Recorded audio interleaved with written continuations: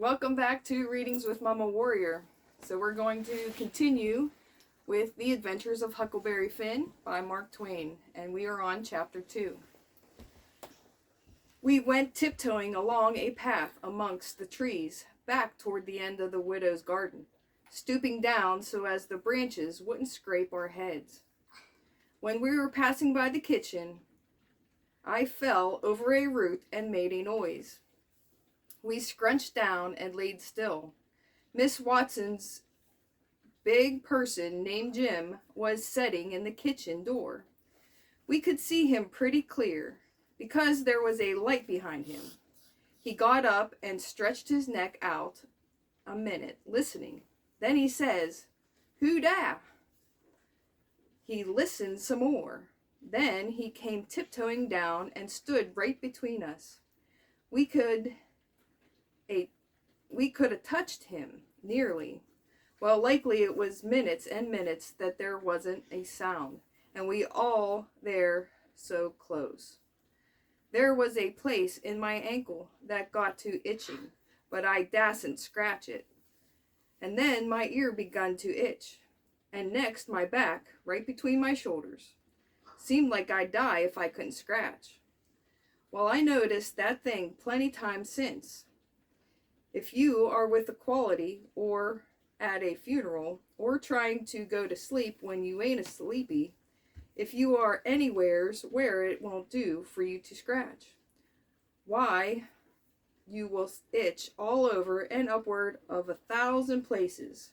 Pretty soon, Jim says, "Say, who is you? Where are you? Dog, my cat's effing, I didn't hear something well. I know what's going to do. It's going to set down here and listen till I hears it again." So he sat down on the ground betwixt me and Tom. He leaned his back up against a tree and stretched his legs out till one of them most touched one of mine. My nose began to itch. It itched till the tears come into my eyes, but I dasn't scratch. Then it began to itch on the inside. Next, I got to itching underneath. I didn't know how I was going to sit still. The miserableness went on as much as 6 or 7 minutes, but it seemed sight longer than that. I was itching in 11 different places now. I reckoned I couldn't stand it more than a minute longer, but I set my teeth hard and got ready to try. Just then Jim began to breathe heavy. Next he began to snore. And then I was pretty soon comfortable again. Tom, he made a sign to me, kind of a little noise with his mouth. And we went creeping away on our hands and knees. When we was 10 foot off, Tom whispered to me and wanted to tie Jim to the tree for fun. But I said no, he might wake and make a disturbance, and then they'd find out I weren't in. Then Tom said he hadn't got candles enough, and he would slip in the kitchen and get some more. I didn't want him to try. I said Jim might wake up and come, but Tom wanted to risk it. So he slid in there and got 3 candles, and Tom laid 5 cents on the table for pay. Then we got out, and I was in a sweat to get away, but nothing would do Tom. But he must crawl to where Jim was, on his hands and knees, and place something on him. I waited, and it seemed a good while. Everything was so still and lonesome. As soon as Tom was back, we cut along the path, around the garden fence, and by fetched up on the steep top of the hill, the other side of the house. Tom said he slipped Jim's hat off of his head and hung it on a limb right over him. And Jim stirred a little, but he didn't wake. Afterward, Jim said the witches bewitched him and put him in a trance and rode him all over the state, and then set him under the trees again and hung his hat on a limb to show who'd done it. And next time Jim told it, he spread it more and more, till by and by he said they rode him all over the world.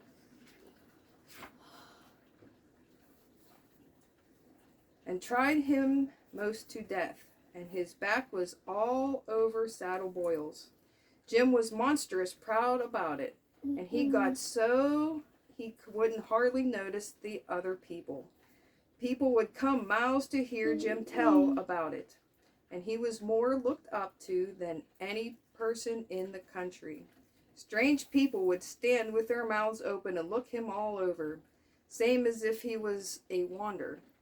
People is always talking about witches in the dark by the kitchen fire, but whenever one was talking and letting on to know all about such things, Jim would happen in and say, what you know about witches? And that person was corked up and had to take back a back seat. Jim always kept that 5-center piece round his neck with a string, and said it was a charm the devil give to him with his own hands, and told him he could cure anybody with it, and fetch witches whenever he wanted to, just by saying something to it. But he never told what it was he said to it. People would come from all around there and give Jim anything they had, just for a sight of that 5-center piece. But they wouldn't touch it, because the devil had his hands on it. Jim was most ruined for servant, because he got stuck up on account of having seen the devil and been rode by witches. Well, when Tom and me got to the edge of the hilltop, we looked away down into the village and could see 3 or 4 lights twinkling, where there was sick folks, maybe, and the stars over us was sparkling ever so fine, and down by the village was the river, a whole mile broad, and awful still and grand. We went down the hill and found Joe Harper and Ben Rogers, and 2 or 3 more of the boys hid in the old tan yard. So we unhitched a skiff and pulled down the river 2.5 miles to the big scar on the hillside and went ashore. We went to a clump of bushes, and Tom made everybody swear to keep the secret, and then showed them a hole in the hill, right in the thickest part of the bushes. Then we lit the candles and crawled in on our hands and knees. We went about 200 yards, and then the cave opened up. Tom poked about amongst the passages and pretty soon ducked under a wall where you wouldn't noticed that there was a hole. We went along a narrow place and got into a kind of room, all damp and sweaty and cold. And there we stopped, Tom says. Now we'll start this band of robbers and call it Tom Sawyer's Gang. Everybody that wants to join has got to take an oath and write his name in blood. Everybody was willing, so Tom got out a sheet of paper that he had wrote the oath on and read it. It swore every boy to stick to the hand and never tell any of the secrets. And if anybody done anything to any boy in the band, whichever boy was ordered to kill that person and his family must do it. And he mustn't eat and he mustn't sleep till he had killed them and hacked a cross in their breasts, which was the sign of the band. And nobody that didn't belong to the band could use that mark. If he did, he must be sued. And if he... Go sit with Johnson.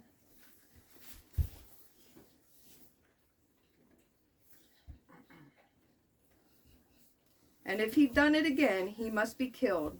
And if anybody that belonged to the band told the secrets, he must have his throat cut, and then have his carcass burned up and the ashes scattered all around, and his name blotted off the list, which with blood and never mentioned again by the gang, but have a curse put on it and be forgot forever.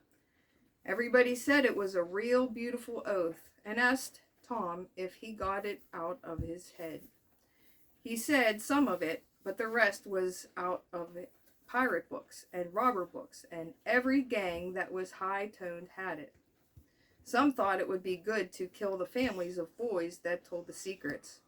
Tom said it was a good idea, so he took a pencil and wrote it in. Then Ben Rogers says, "Here's Huck Finn. He hadn't got no family. What you going to do about him?" "Well, hadn't he got a father?" says Tom Sawyer. "Yes, he got a father, but you can never find him these days. He used to lay drunk with the hogs in the tan yard, but he hadn't been seen in these parts for a year or more. They talked it over, and they was going to roll me out, because they said every boy must have a family or somebody to kill, or else it wouldn't be fair and square for the others. Well, nobody could think of anything to do. Everybody was stumped and sat still. I was most ready to cry, but all at once I thought of a way, and so I offered them Miss Watson. They could kill her. Everybody said, 'Oh, she'll do, she'll do. That's all right, Huck can come in.' Then they all stuck a pin in their fingers to get blood to sign with, and I made my mark on the paper. 'Now,' says Ben Rogers, 'what's the line of business of this gang?' 'Nothing, only robbery and murder,' Tom said. 'But who are we going to rob? Houses or cattle or—' 'Stuff. Stealing cattle and such things ain't robbery, it's burglary,' says Tom Sawyer. 'We ain't burglars. That ain't no sort of style. We are highwaymen. We stop stages of carriages on the road and with masks on and kill the people and take their watches and money.' 'Must we always kill the people?' 'Oh, certainly, it's best. Some authorities think different, but mostly it's considered best to kill them, except some that you bring to the cave here, and keep them till they're ransomed.' 'Ransomed? What's that?' 'I don't know, but that's what they do. I've seen it in books, and so of course that's what we've got to do. But how can we do it if we don't know what it is?' 'Why, blame it all, we've got to do it. Don't I tell you it's in the books? Do you want to go doing different from what's in the books and get things all muddled up?' 'Oh, that's all very fine to say, Tom Sawyer, but how in the nation are these fellows going to be ransomed if we don't know how to do it to them? That's the thing I want to get at. Now, what do you reckon it is?'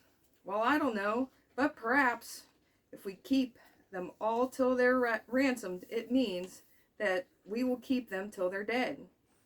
'Now that's something like. That'll answer.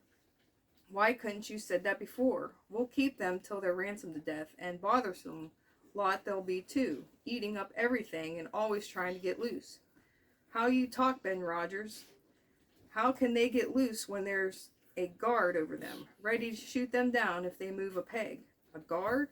Well, that is good, so somebody's got to set up all night and never get any sleep, just to watch them. I think that's foolishness. Why can't a body take a club and ransom them as soon as they get here?'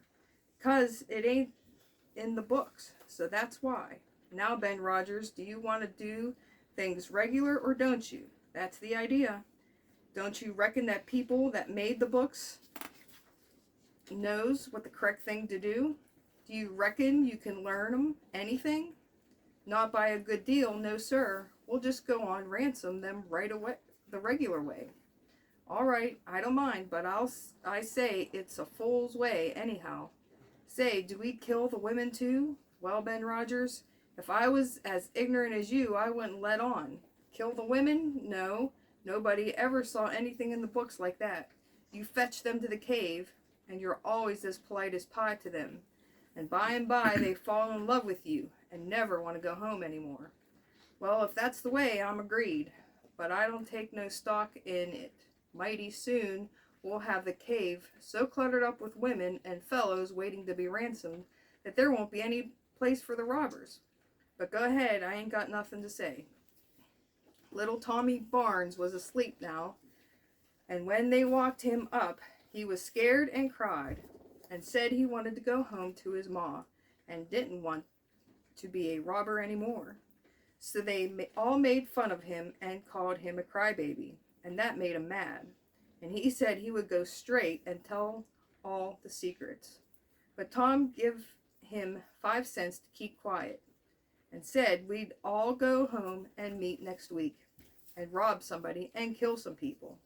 Then Roger said he couldn't get out much, only Sundays, and so he wanted to begin next Sunday.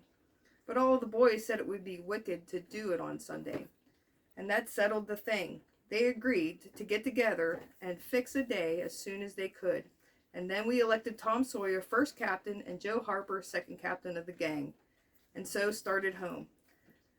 I clumb up the shed and crept into my window just before day was breaking. My new clothes was all greased up and clayey, and I was dog tired. And that ends chapter 2, and soon we will move on to chapter 3. I thank you for watching. Have a good one.